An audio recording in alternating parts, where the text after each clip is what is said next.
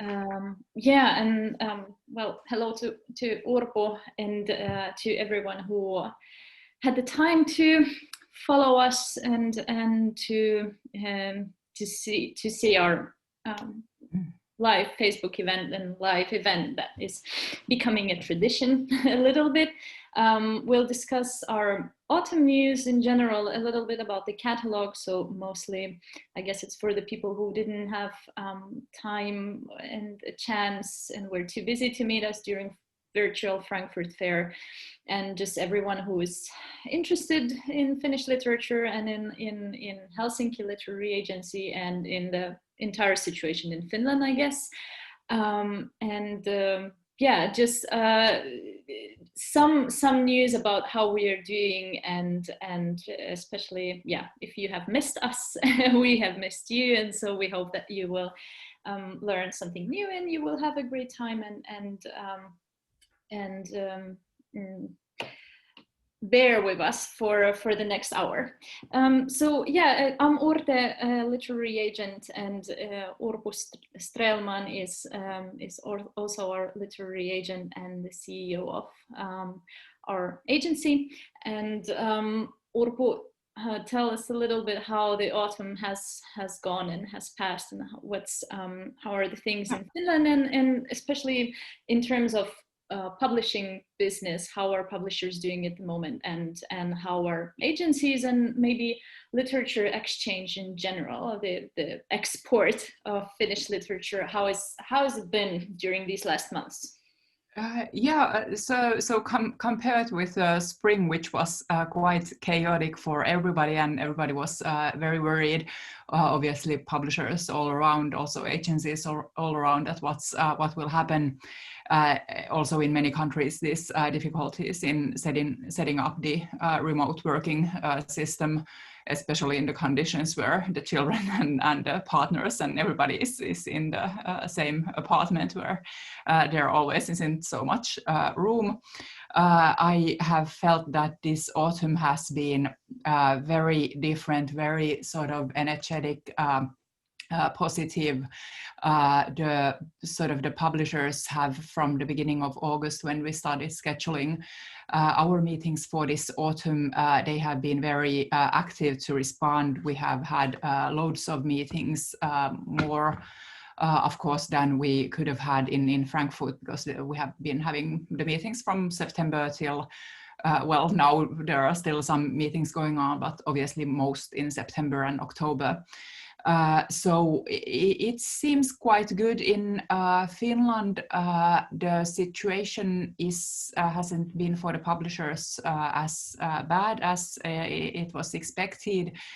We had the bookstores open at all times, but obviously in the spring nobody went there actually, but our audio sales increased a lot here. So for the first 6 months, the total growth for the publishing industry was 11%, which is a lot compared to the previous year. Now in the autumn, of course, there is still a year left, so we'll see how it goes. But it seems quite positive. Obviously, all the big books have come out now this autumn, and people are reading. And it has also been very nice to see that even if there are troubles for many publishing houses, and in many countries, still there are a lot of publishers who are very happy, who have had even better sales than the years before. So it seems that people are reading again and reading more. Obviously, everybody overdosed with Netflix and HBO in March already. So there is room for books, which is always nice. And there is this sort of feeling I have sensed for this, doing things together and sort of surviving and getting better as the industry. And I also think that there will be a lot of new and good things that we will learn from this year, as bad as it has been in many ways. Yeah, I absolutely agree. I think the sense of community has been much stronger in the recent months, and people have been really trying to support each other, and there is this many publishers and publishing people are on this wonderful Facebook group, Publishers Without Borders, which I think it's just you know, a survival way of survival for all of us. So I really sense it too, and I think it really keeps up our spirits and helps a lot. And there has been, I totally agree with this positive energy and much better feeling than in the spring. And then I maybe would like to add with the news from well, just generally the new things that we have on our agency this autumn. So in addition to we kind of expanded a little bit our kind of marketing side and trying to be more active and better at it. So we increased the numbers of newsletters. So we try not to spam people, but in addition to one monthly newsletter, it's there's also one special issue which comes out during in the middle of the month usually. So it's on certain topics, and it's meant to bring up some older titles that we had and that are still great, and we would love to see them published abroad, but just also do something a little bit different from normal newsletters that we have. And also one of the most exciting news and something very, very new to all of us, it's our podcast that we started last month, and the second episode just came out today. And we are still learning a lot of things that are related to that, but I think it's really it's been really nice and really interesting. The podcast is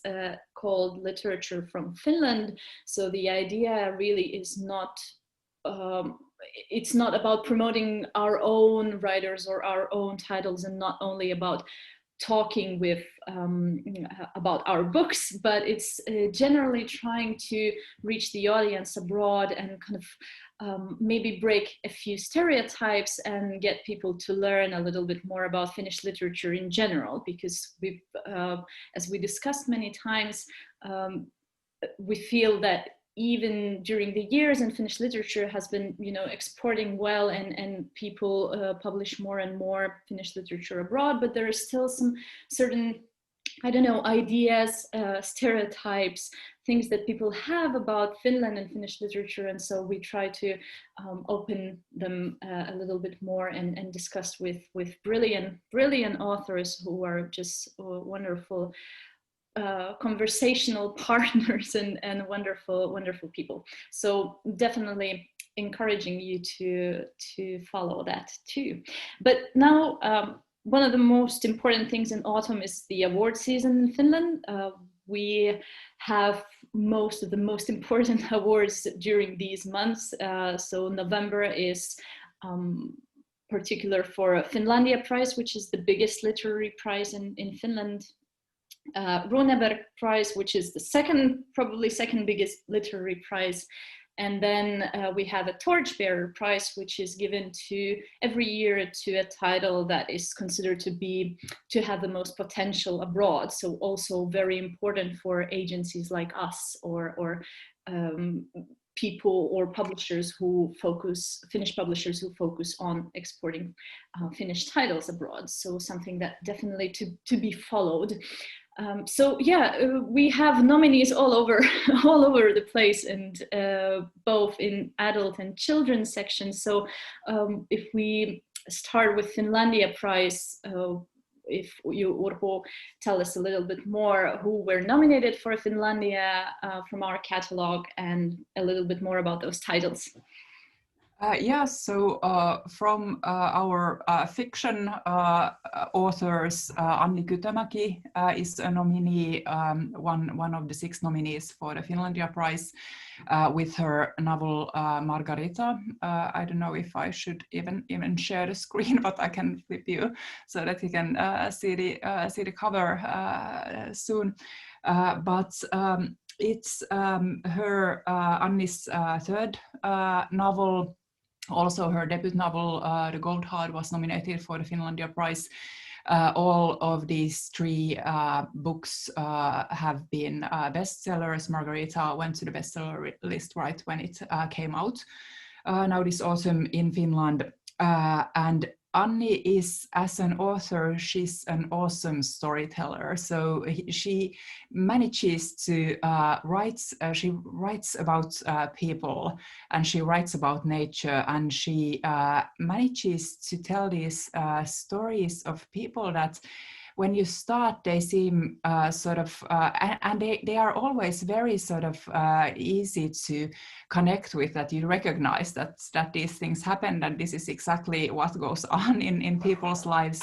And yet she manages to connect the stories of different people to each other in a way that how they intertwine is something magnificent. And there is always some kind of a, maybe not suspense, but still this sort of tension that she manages to create there. And the stories, they have so many layers, but are still page turning, that the books are really undownputtable. So that's they are quite long, but that you just can't stop, that you have to have the weekend to read the book to the end. In Margarita, it's a story that's set in the Finland of 1950s, so it's after the war. The shadow of the war is still there, but it's also a very sort of optimistic decade when people are looking into their future.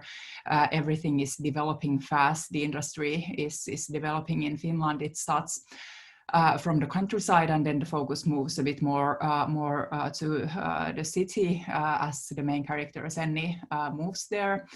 But also the nature is very present there. So Anni's books, actually all of them, remind me a lot of the now best-selling Delia Owens, who in whose books the characters gets this strength from nature, and the connection to the nature is very sort of close, and something that doesn't break whatever happens. So that is typical to her. Also, maybe Richard Powers in the sense that she in her books also kind of looks into how people's actions and what they do, how they then have effects on nature as well. So it's a very intriguing novel. I agree, and I think it's important to mention that Anni Kytömäki is generally very versatile as a person and as a human being, and she was trained as a naturalist, as a kind of she knows a lot about environment, about nature, and she spends a lot of time there. So the fact that this eco-critical line in her books is very strong, I think it's natural that it is reflected in her books, but I also think that she does that very professionally and very, very interestingly, just how these lines and these important topics about nature and environment and what's going to happen with it, they come out in stories and in this kind of in these layers, as you mentioned. So yeah, absolutely. And then we have Finlandia Junior nominee as well, which has been doing very well recently. So let's talk a little bit about it. Yeah, Anja Portin with her book Radio Popov, which is her first children's novel, is a nominee. And Radio Popov is this very sort of modern classic kind of a children's adventure, which has a main character. As a main character, there is this boy called Alfred, who is about 9 years of age, who in the beginning of the book, the reader finds him home alone, and that is because his mother has left long before, and his father is this adult who doesn't really pay attention. Even when he's at home, he doesn't really pay attention to Alfred is sort of in his own things, and he's also traveling a lot. So the child is actually a lot home alone.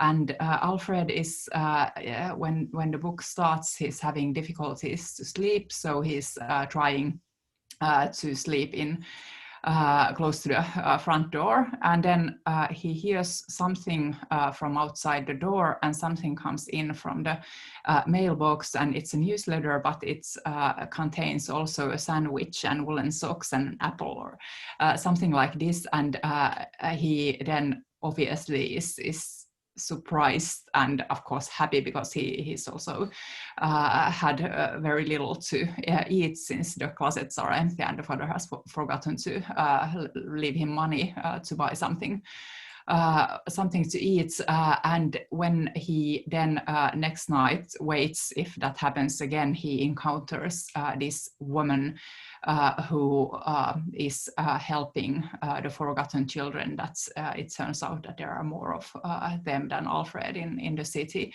So it is this kind of a tale in which there are children who are in a bit poor conditions somehow, or the adults aren't around for them, or are acting in a way that good parents shouldn't for different reasons, but still there are these people who care about them, and things then little by little get better. So it reminds me a lot of Roald Dahl's books, where the children always are experiencing something very horrible as a typical feature of those books, and then they manage somehow to change their destinies by acting in ways that don't really apply in the adult world, but for the children it works out.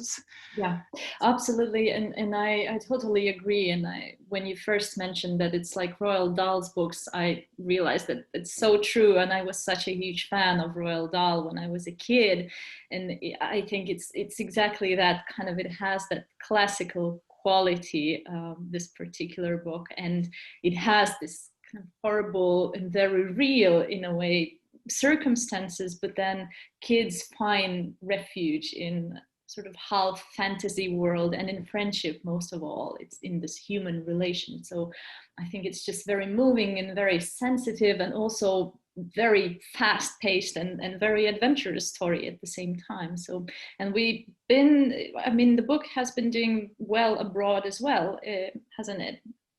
Yeah, it's sold to well so far to 3 countries, and there are offers on the table from Lithuania as well, and a lot of interest elsewhere as well. So I'm assuming that we will get the number to go quite a lot higher in the upcoming weeks and months. Yeah, and then let's hope Finlandia Prize is going to be announced. The winner is going to be announced next week. So let's just fingers crossed and hope for the best, because both books are absolutely worth it, and just beautiful, beautiful works. Now, Runeberg Prize, which is, so this week the long list was announced, which is only the 2nd year now that it has been done. And I think it's a great opportunity to show a little bit more of great titles and more versatile titles. And I think the long list is just a wonderful idea to do with Runeberg Prize. And we have quite a few. We have four adult titles on the long list, and then we have 3 children's nominees. So yeah, let's talk a little bit about the Runeberg. It's more maybe, in addition to explain what Runeberg is, it's not only the 2nd biggest award in Finland, but it's also, I guess we can say that a bit more also literary sort of titles are usually on the list. So there are sometimes, also this year, I think there are a few poetry collections, short story collections on the list, on the long list. So it's more on the literary side. Yeah. Yes, yeah, there indeed are nominees there. So first one of them, if we go through alphabetically, is Celia Ahava's The Woman Who Loved Insects, which Celia Ahava, she's very, she has a lot of publishers abroad. Her 2nd novel, things that fall from the sky has been sold to 24 countries. So she's one of the best known authors abroad from Finland. The Woman Who Loved Insects is a story that has as a main character this woman, the historical so the character behind that is Maria Sibylla Merian, who was a German naturalist from the late 17th century. The book is it takes off from the historical figure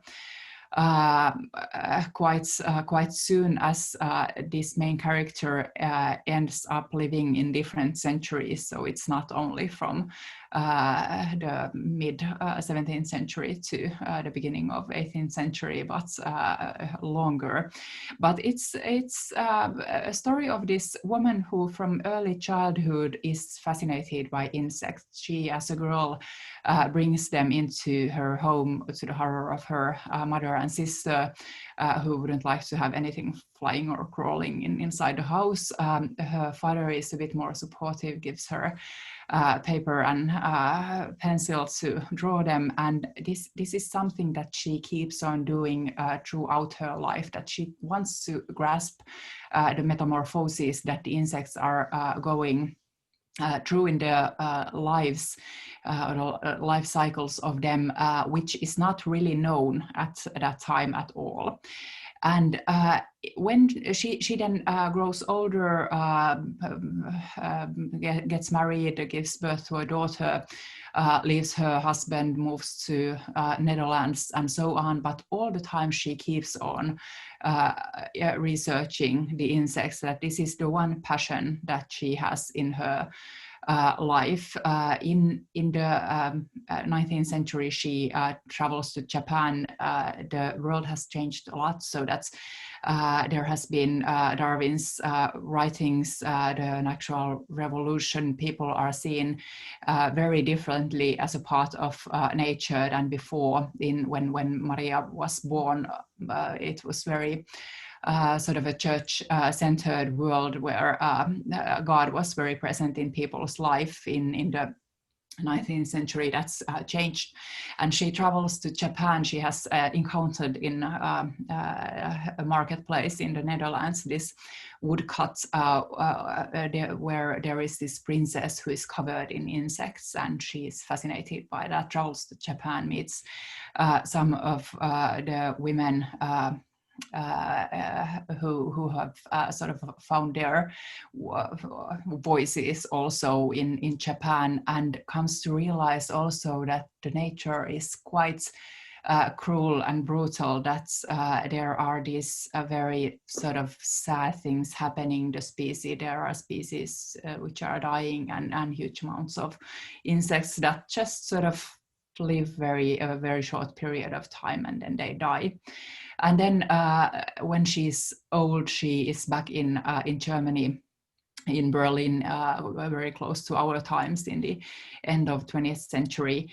Looking back at her life, her daughter has grown up. She's thinking if she should have been a better mother, and obviously she maybe should have, but she doesn't regret anything, so she doesn't really find in herself this feeling that she should have done something otherwise, so or in another way. So it's a story of this woman who finds her own voice, but also this wider story about what has happened in the previous centuries in Europe and in the world, and sort of in the relationship with people and nature and people and society and people and religion. So it's exactly. And I guess the women's roles, how they have changed, and human roles in general, and the barriers that has to be defined somehow. I think it's a great reflection on that as well. And I also think that in Ahava's work, it's quite common to have these really nice parallels, and she's really good at creating them. And in this particular book, I think this parallel between the woman's life and kind of the the flow of a history and then the life cycle of insects, and how it can sometimes be the most beautiful thing in the world, but also at times you can wait for some little little worm to come out as a beautiful butterfly for months, and nothing comes out of it. So I think these beautiful parallels between human and insect life cycles, they're just done masterfully and very artfully in some ways, very kind of visually. So I just really enjoy that kind of writing. Yeah, but let's move on. Other nominees of Runeberg Prize. Yeah, there is also Marisha Rasikoskinen, whose novel Wreck is one of the most visible literary things that have, or literary novels that have come out in Finland this autumn. It has gotten splendid reviews all around, probably not a single critical or sort of a negative reception have we seen yet. So it's a book that has also quite a few layers. It's a story of these two boys, Lucas and Cole, who meet when they are just children, very young.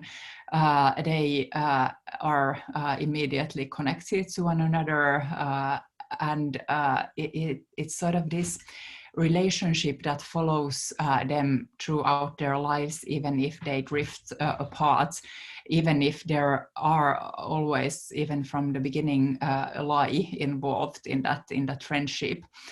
But it's also a book that deals a lot with how we see reality and what is true and what is not, and how sort of you can tell stories with words, but also with photographs and videos and recordings.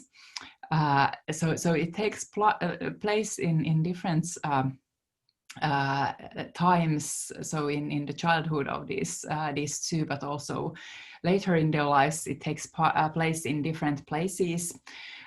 So there is some traveling there as well, and especially it sort of creates in the reader's mind these sort of new places and new settings and new rooms the book is divided in. Yeah, and new dimensions, I would even say, like this multi-layeredness that you talk about. It's probably one of the key things, and it's so atmospheric in so many ways. And these layers and these dimensions that are created, they reflect, I think, I don't know if it's done consciously. I guess so, in a way. It was also the kind of in the writer's mind to reflect the fragmentism of our reality, that the world that we have around us nowadays, it's so fragmented. There's so much of everything all over, and you don't really have time anymore. Nobody has time anymore to take in all these, stories fully. So this kind of these fragments, I think they're reflected in the book,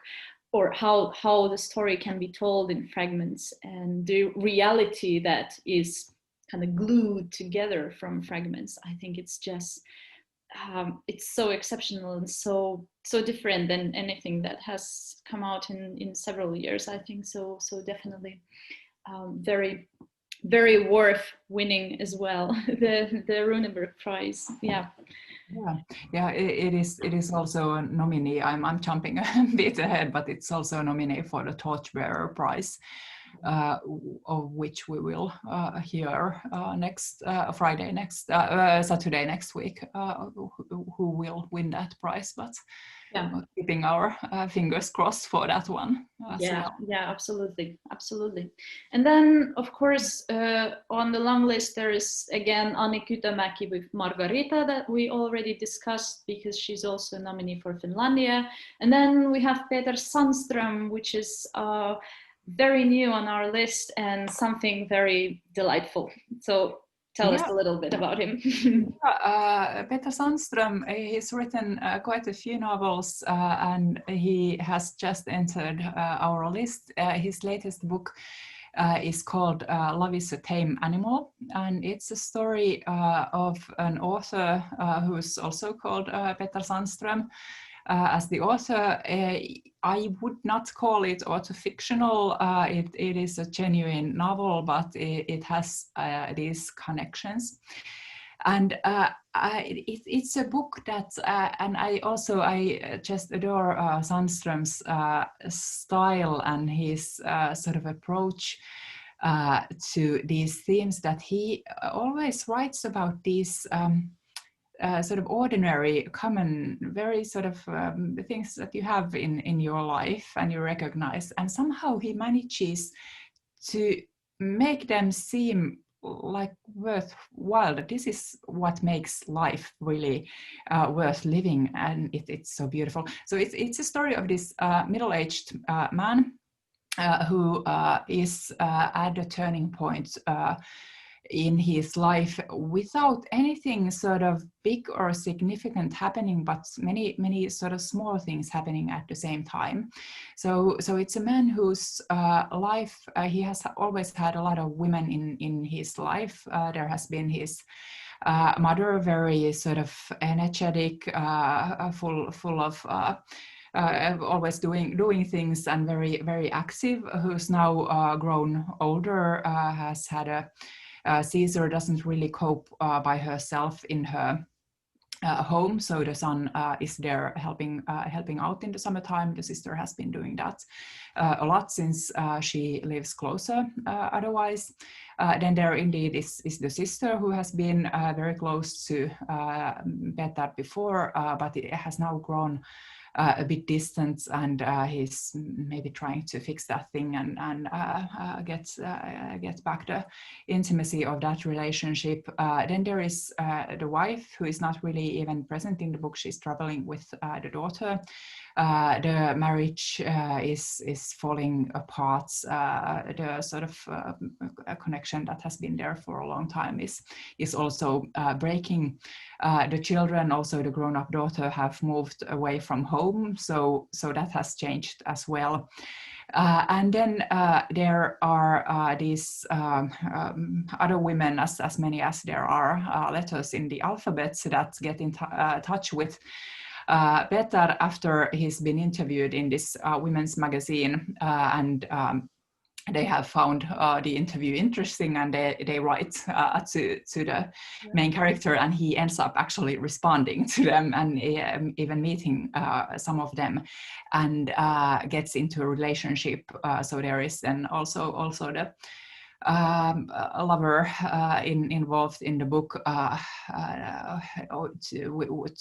with whom he doesn't really seem how they could live together or be together, but he's very unwilling also to let go.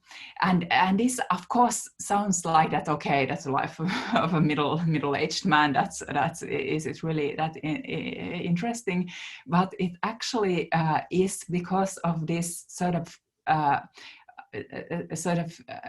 ability that Sandström has in taking out sort of the ingredients that really matter to people and matter to you. So I, as a very different aged woman, find that I can really sort of relate to that. And there is always a lot of humor and also sort of self-irony in the works of Sandström. So they are actually quite humorous and funny. There is this one episode, for example, when the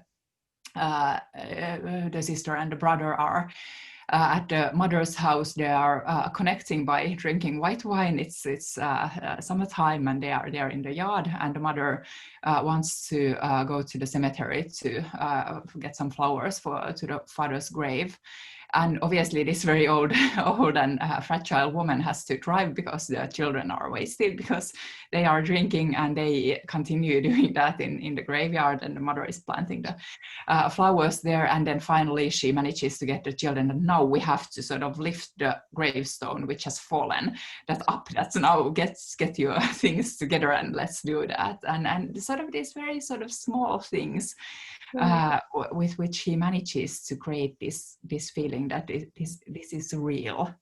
Yeah, and for a reason he's called, what you talk and admiring his style especially, and he has been called in the media as well as one of the best, if not the best, prosaist in the last couple of decades, writing in Swedish in Finland. So definitely he has, I don't know why I have this visual image when reading his prose, but I have like water ripples for some reason. It's like water rippling, like these small ripples that somehow bring up these small details that turn out to be very important, just as you say. So definitely a delight, and yeah, maybe something more on the upmarket side, but also I guess it's also very wide audience that could be interested in and delighted by him and his books.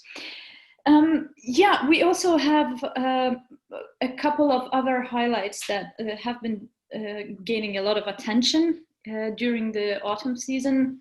One of them is definitely Kari Hotakainen, who is just a literary star in Finland and abroad, especially after he published a few years ago this famous nonfiction about the Formula One driver Kimi Räikkönen that sold hundreds of thousands of books and has been all times best selling nonfiction from Finland. So now he comes back with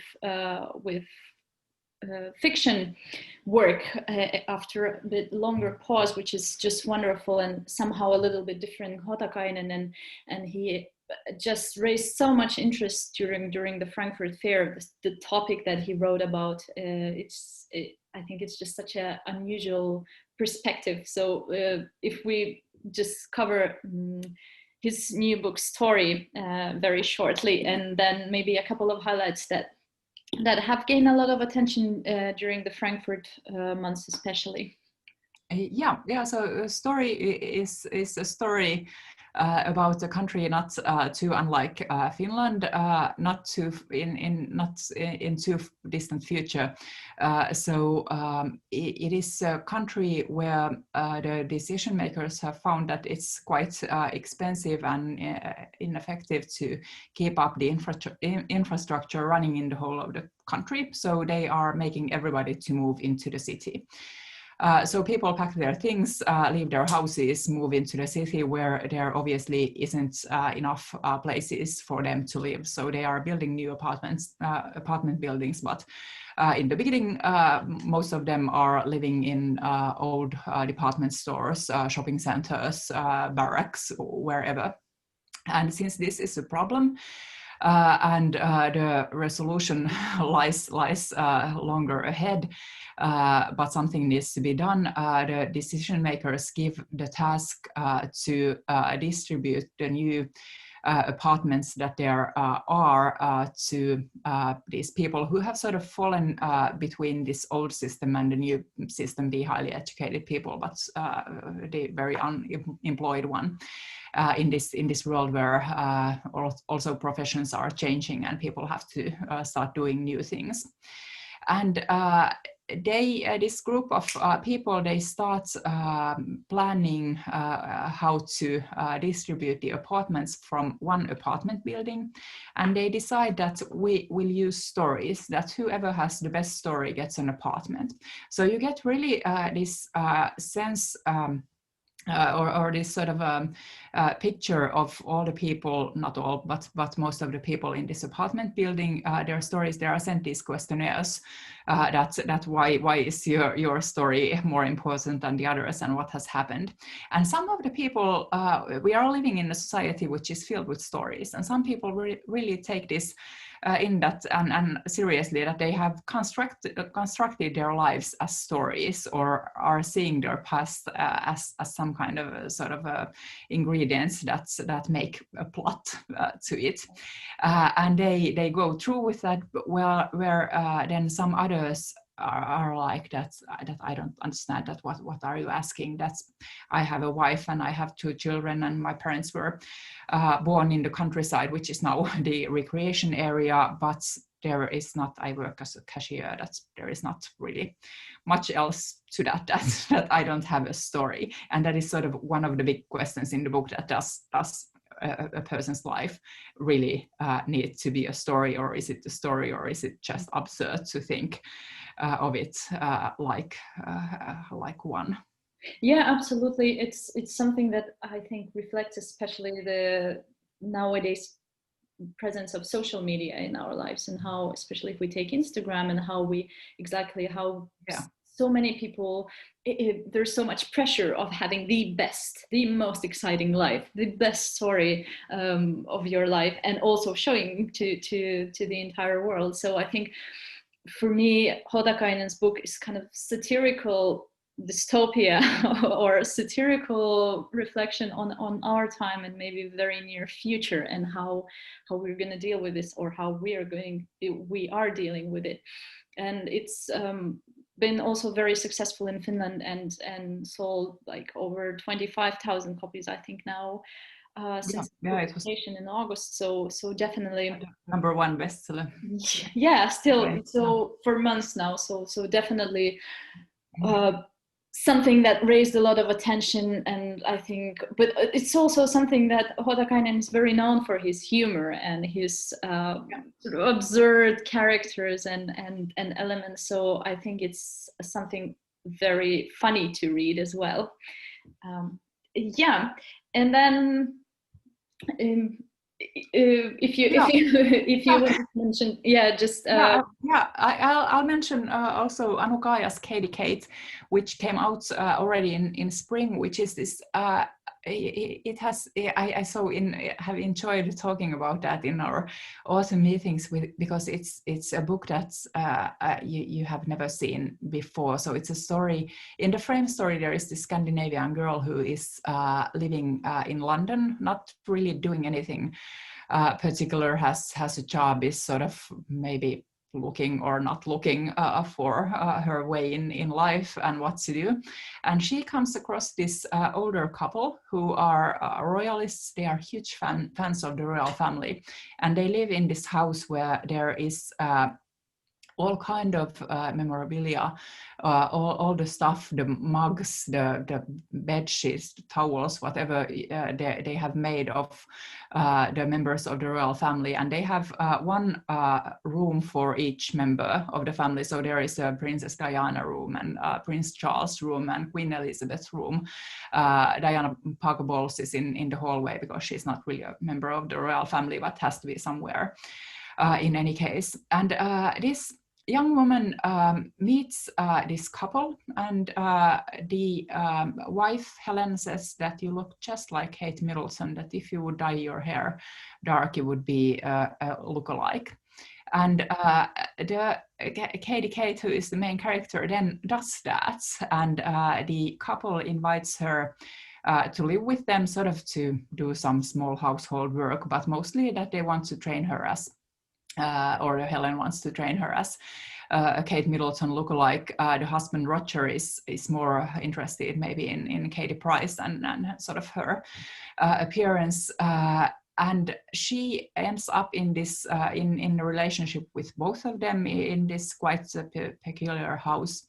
And the book is sort of so this is the frame, but what the book really is about is that it's about all these things that our times and the world and societies are throwing against women, all these different kinds of expectations and demands. Some of them have to do with this sort of very Victorian ideal of a woman who is sort of decent and beautiful, who's sort of, for example, in the Disney industry, that has princesses all over and is pouring them on the very young children as well. This sort of these images where the women never have toes. Except for the evil sisters, they have toes that are seen, but otherwise they are sort of the toes never are visible. They are covered in stockings. And then on the other hand, this huge pornographic industry that brings a lot of different kinds of images towards people. And then there is Katie Price, Kate in between all of this. And there is a lot of sex in the book, a lot of graphic sex. The novel is divided into chapters that are the categories of the porn sites, which you can sort of imagine whatever there is. And there is so much of this, so much sex and so much sort of this very also mechanical performance that it's too much, and that is very much on purpose to sort of make the reader see that what is actually going on. Sort of provocative even in the way, I would say, or I think kind of the one of the goals as well, and also not raising only the woman's image in our society and how we create images of ourselves, and how we, especially the celebrity women who are put out there, you know, on the pedestal and everybody talks about their lives, but also quite a surprising, I think, touch is this that comes out somewhere in the middle of the novel about this sort of class society and how classes are still present, even though we try, especially in, you know, northern countries, we try to pretend that we don't really have like class society, but it's still something there, and the inheritance it is still felt. So I think it's very interestingly and very just a very talented writer as well, and it was just something that was talked about a lot in Finland as well. And then if we cover a little bit, because we have a couple of really nice new suspense, crime suspense thriller titles, we kind of expanded our upmarket T side in that sense, that we added a few really nice suspense titles. So if you just mention a couple of authors who are new and somehow interesting and exciting in the suspense department. Yeah, so firstly, there is Jouko Heikura, whose new novel, A Gift to My Mother, is a suspense book or suspense story set in London. The author lives there himself, and it is a story of this boy who has been raised by his mother. The mother is originally from Finland. She's moved to London when she has been a small girl, when her father has gained a job there, and the family has moved there. And they have been very close. There has been no father around, so it's just a boy, Timothy, and the mother who are there. And now the mother is old and sick. She has cancer and not too long to live anymore.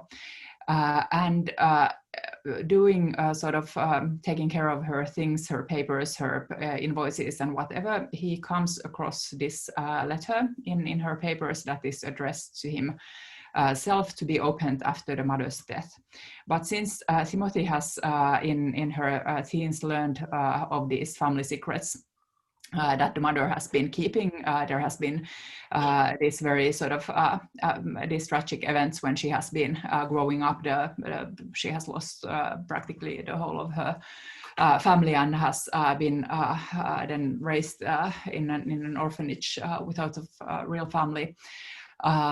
He opens the letter, and indeed he discovers a new family secret, and then decides that he will give his mother this very special Mother's Day gift that he knows that she hasn't expected at all. So it's partially a family drama, the book, but on the other hand, there is this sort of creeping suspense that, you know, the son, Timothy, he's a lawyer, and he's sort of crossing these lines that he shouldn't be crossing, that he's doing illegal things as well in order to get this surprise for the mother working.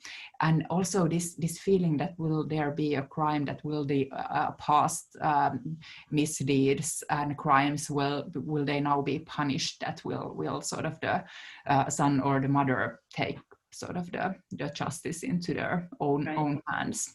Yeah, and plenty of surprises. I think for me, the book was just very nicely written, but it's also something that in every chapter, you think that you already know everything, and then something new comes up. So there are a lot of these twists that you don't really expect. Yeah. So that is one that I'm very excited about. Then there is also another new crime novel on our list, Willy Lindfeld's debut novel, How It Feels to Kill, which is a story that is set in Helsinki. The main character is a lawyer, not a criminal lawyer by any means, but dealing with very, very different law issues, who gets thrown into the world of violence when her old client asks her for favors or commissions her to something very unusual. This man wants her to find out if he has killed somebody who didn't want to get killed. And this is sort of a very unusual setting, and sort of the book's the whole idea starts from the name of the novel, really, how it feels to kill, and sort of the idea that has been very sort of the main character, the other main character, this man, Robert Holmster, who commissions the lawyer, has been from a young boy sort of very taken by this idea that he would want to know how it feels to kill. And that has been then something that has also played out very tragically in his family and sort of his whole life, how it develops. But it's a suspenseful novel from this very different kind of a setup. Yeah, absolutely. And again, very cinematic one. I think, again, very nice, like really strange twists and something that you wouldn't really expect, and just very interesting and very pleasurable for any crime or suspense fan. So yeah, we're running out of time, but just if you mention a couple of children's highlights, because we have a beautiful children's list. So just a couple of names and titles that we already mentioned. Radio Popov, that is doing very well, but yeah. So I'll start with the three ones that are nominated for the Rudenberg Junior Prize. So there is Karin Erlandsson's Night Express, which is a story that's set in December in Christmas time, and it's this adventure story where a girl goes after her grandmother, she's become older. Her memory is giving up on her. She's very different than the grandmother that the girl has, Dania has used to knowing. And in this sort of a December setting, she gets to travel in this magical night train where people are looking for their lost ones. You don't really know if they are actually dead, or if they have just, like Dania's grandmother, disappeared from themselves as well because of the memory issues. But it's an intriguing, also very multi-layered story that's I think that it captivates both the children reading it and the adults reading that for them, because it has these layers that I think that the adult reader might see a bit differently, these themes about losing somebody and how they still are with you even if they have gone, because you have your memories there. And then there is Wokko Hurme with Ruby's Secret, which starts a new series of book. It's about the Hughes family, which is a family where all of the members, the mother, father, little brother, Ruby, and her big sister, they have their own colors, and they can, by their willpower, move the things of that color. Right. And this is, of course, something that the parents want to keep as a secret from the outside world, but that is obviously causing a bit of difficulties in the lives of the children who have been forced to change schools and locations. The parents are not really running away, but like to change location in order not to attract too much attention.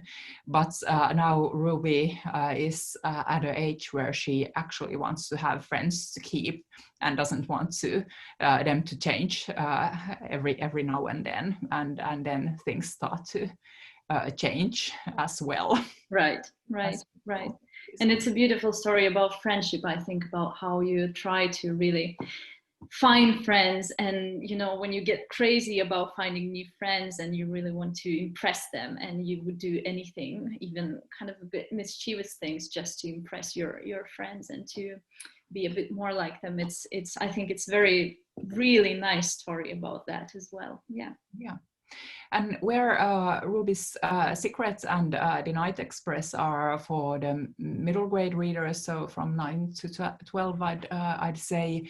The third nominee for the Runeberg Junior Prize on our list is Ellen Strömberg's Maggan All Year Round, which is the story of this a 7-year-old girl called Maggan who starts a school, and it is a book that has 4 chapters, a bit bigger text, so that it works for the children who have just learned reading themselves, or for the parents to read that out loud to them. And it takes you through Maggan's year. So there is one chapter of the autumn when she starts school and is a bit worried that will she find a friend, and should she have a best friend, and how do you actually know that you have a best friend, and can you have several friends and like several people at the same time. And then there is winter, spring, and summer as well. And she grows up, and she has this very lovable family, grandfather Peachy, who is very sort of sentimental and cries very easily, and finds a new girlfriend then in the sort of winter chapter of the book, which comes a bit of a shock to the mother, who hasn't known anything about that. And then also new friends, and sort of accepting different people and different children, and realizing that actually everybody is a bit peculiar somehow. So it's this very lovable children's story. book. Yeah, absolutely. Well, yeah, thank you so much.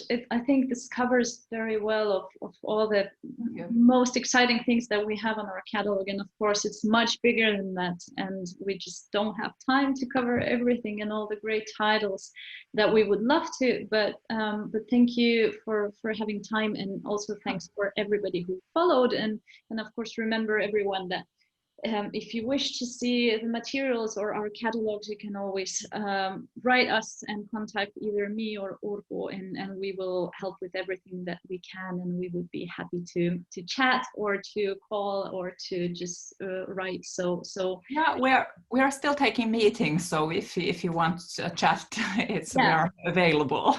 Absolutely. I'm very happy to see people, even if it is via screen and virtual meetings. I think it's still very nice to see people and people's faces and to talk. So please do get in touch if you need anything. Thanks a lot for everyone, and for you, Urpo, and have a nice weekend. And thank you everybody, and especially you for the questions and sort of holding this together while I'm just babbling something so long. No, it was great. Yeah. Thank you so much. See you. Thank you. Bye-bye. Bye.